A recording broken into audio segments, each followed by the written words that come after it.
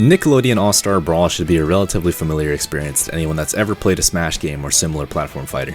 Like just about any platform fighter that isn't Smash, it's natural for most people to want to draw direct comparisons to the dominant franchise of the genre.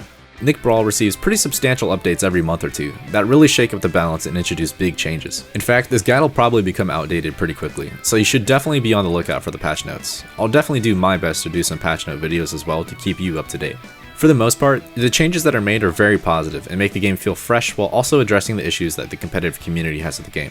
Most people are probably pretty familiar with the terror that Michelangelo, Sandy, Oblina, Leonardo, Aang, and SpongeBob inflicted over the game. But each of these characters got hit with justifiable nerfs that kept them viable without totally destroying the character, and made them far more interesting to watch and play as. Behind the scenes are some pro players working with the devs to give feedback on proposed changes and on what should be done to improve the game. Overall, ever since the whole Michelangelo debacle, the game has stayed pretty balanced. There's usually a handful of characters that stand out as the top tiers, but every game has a cast that isn't always born equal. The worst characters in the game like Toph and Reptar are still able to make big waves and take sets off of the best, so I'd say there's a pretty low range of viability, which is a good thing, because that means the game is generally pretty solidly balanced as a whole, and there's definitely more than enough depth in the game's mechanics to reward you for having a superior understanding of the game than your opponent. So yes, rest assured, this game does not have Minecraft Steve. And without further ado, I'm going to be going over every single key difference and similarity that I could think of between Nickelodeon All-Star Brawl and Smash Ultimate or Melee. First, I'd like to go over the biggest general category that draws me to Nick Brawl: movement.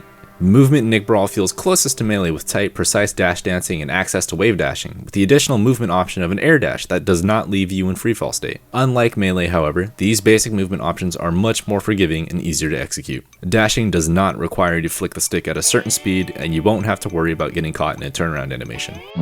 Instead, dashing is a digital input, meaning when you push a direction, you'll start running full speed in that direction. Dashing has an 8-frame startup, and during this initial dash animation, you're able to input any attack, jump, or block. I really enjoyed the dash mechanic in particular because it removes a lot of what I feel is the clunkiness from Ultimate and Melee's movement. Jump squat is absent in Nick Brawl, and wave dashing is a bufferable input. If you play Rivals of Aether, the feeling of wave dashing in this game might be familiar to you.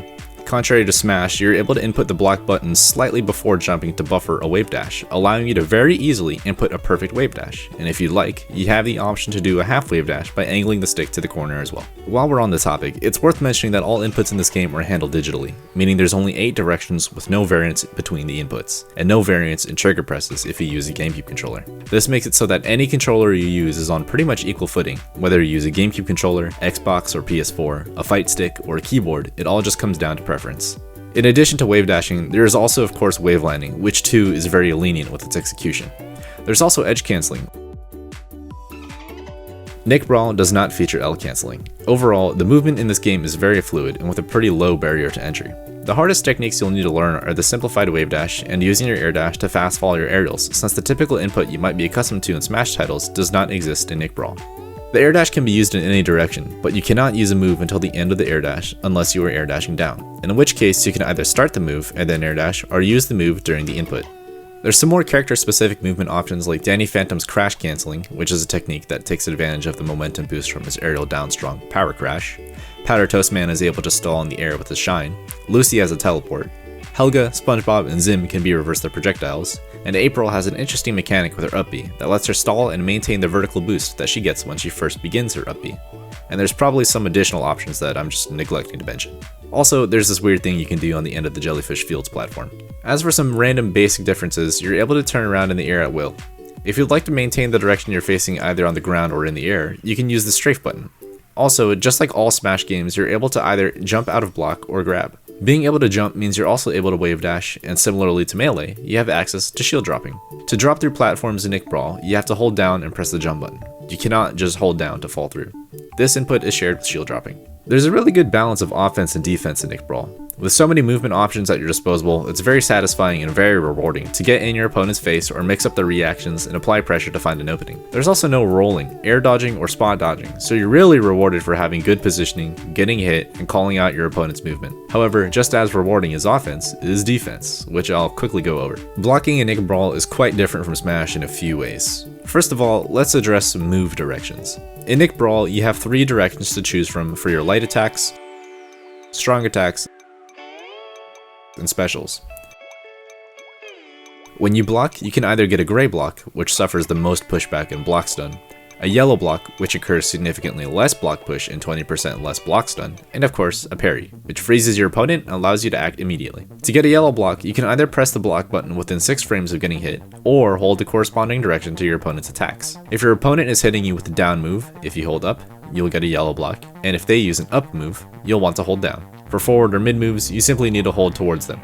If you input the correct direction and do so within 6 frames of getting hit, you'll perform a parry. Blocking is pretty low commitment in Nick Brawl compared to Smash, and once again, you're able to input a block even on the first frame of your dash. Unique to Nick Brawl, you're actually able to input any of your moves out of block. If you play Space Animal in Melee, you might be pleased to find that shining out of shield is no longer a precise input. The options you have available out of block make defense very rewarding to counteract the obvious strength in playing offensively. Blocking also can be done forever, as there's no shield breaking, but that doesn't mean you can simply sit and block and wait for your opponent to mess up as your sole strategy. If you get pushed back to an edge, either on a platform or at the end of the stage, you'll enter a teetering animation, which leaves you wide open for a punish, making it decently important that you maintain center stage. And it also shifts some power away from camping on platforms. Additionally, to challenge a block camping opponent, you have the ability to perform an air grab. Off of a grab, every character is actually able to perform a cargo carry just like Donkey Kong in Smash. From grab, you have access to an up, forward, and down throw. There's no back throw since forward or mid is just its own thing. Additionally, you can just drop your opponent with the block button. It's worth noting, however, that dropping your opponent only puts them into 1 frame of hit stun. So if they're mashing during the grab, it'll just buffer their input. You, however, become actionable during that frame, which leaves you +1 on your opponent. Dropping your opponent is generally a pretty niche option since there's no guaranteed follow-ups, save for Powder Toast Man, who, with his shine, is actually able to get a true conversion with this technique during the opponent's hit stun. Throws are also universal. Down throw sends at a pretty consistent distance, F throw can outright kill, be used as a combo tool, or confirm into a kill move at high percents, and up throw is typically a combo starter at low percents, and potentially can lead into kill moves at certain windows in some scenarios. It can also just outright kill at really high percent. As I mentioned before, directional inputs in this game are simplified, meaning DI is also quite simplified. Survival DI is just like Melee, wherein you'll want to hold up to live longer on horizontal kill moves. Each move in Nick Brawl is assigned either the vertical or horizontal axis depending on the initial angle it sends you, meaning vertical moves are only influenced by holding left or right, and horizontal moves are only influenced by holding up and down. Doing no DI is also a viable option in some scenarios.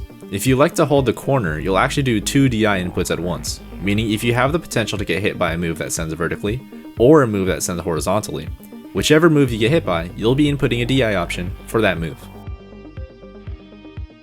There is no SDI in Nick Brawl, meaning that once you get hit, you're gonna have to take that punish. Most moves tend to have fairly low hit stun in this game, but that doesn't mean you can super easily get out of combos, since air dashing offers no intangibility. Mashing buttons to get out of combos also might hinder you, or help you in some instances, due to a mechanic called counterhitting. If you get hit during the startup of one of your moves, you'll incur more hit stun and travel less distance, which can either help you fall out of combos, or cause you to get hit with an extended combo or finisher that otherwise wouldn't be true. So as appetizing as it might be, mashing buttons is not always the answer.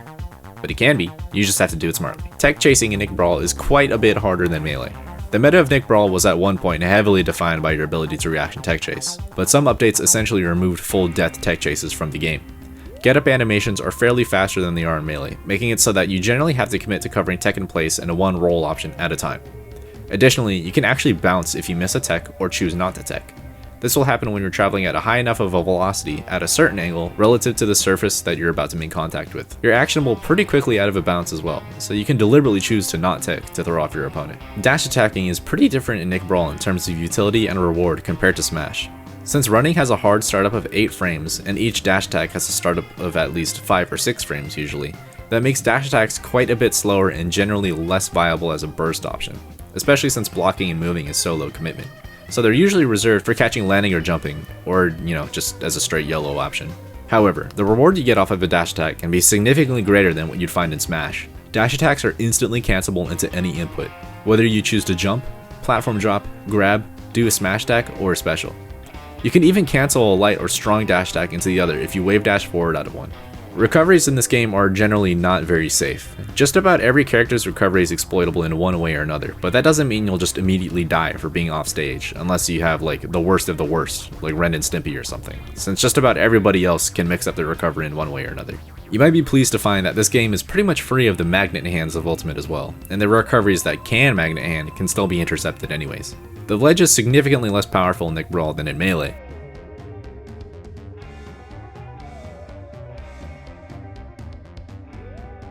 but the options you have to get off of it are pretty similar. Ledge trapping is definitely a great skill to have that carries over from Smash 4 and Ultimate, but you won't have to worry about spending an eternity being stuck in disadvantage or at the ledge, since you have so many options to move about. In addition to the typical ledge roll, get up attack, neutral get up, or drop down, you can also jump from ledge and are immediately actionable. That means that the tourney winner is actually a good option. This also means you can use an aerial, a double jump, or even an air dash. To ledge dash, you can just do a jump and air dash horizontally. It's much more forgiving than it is in Melee in the event that you mess up, but also less rewarding since you don't have any intangibility if you don't choose to do a roll or get up from ledge. You might be pleased to hear that Nick Brawl is pretty much absent of obnoxious projectile game. Not to say that projectiles are invalid by any means, it's just that there's plenty of counterplay and few zoners to speak of. All projectiles, save for Toph's max charge boulder, can be reflected with a strong move or be grabbed. If you do so, the projectile will get sent back with greater strength and speed. Every projectile can also, of course, be parried, and thanks to the many options you have out of block, it's far more rare for you to get locked down by projectiles. The rock paper scissors mechanic is entirely unique to Nick Brawl from any Smash title. If you recall, you have the option to choose from 3 directions for your moves. Strong moves counter each other in rock paper scissors style. Up beats down, middle beats up, and down beats middle. If you're out of options and disadvantage, you can call out your opponent's aggression by choosing the corresponding move to counter their attack.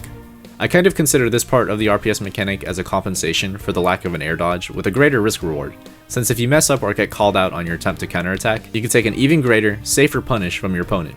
But if you're correct, you get rewarded with a reversal. The higher their percent, the longer the tumble. If you stay aware of your opponent's options and stay guessing ahead, you can get rewarded pretty heavily with this mechanic.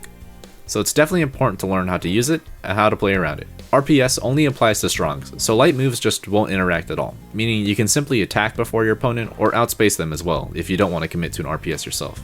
You should also keep in mind grounded strong moves will just outright beat grounded light moves, primarily interacting with lights, making good use of the block mechanic, and of course the threat of the RPS system, make it so that you can't just mindlessly throw out strong moves. There are 5 competitively viable stages, and maybe sort of a 6th one if you consider Sewer Slam legal.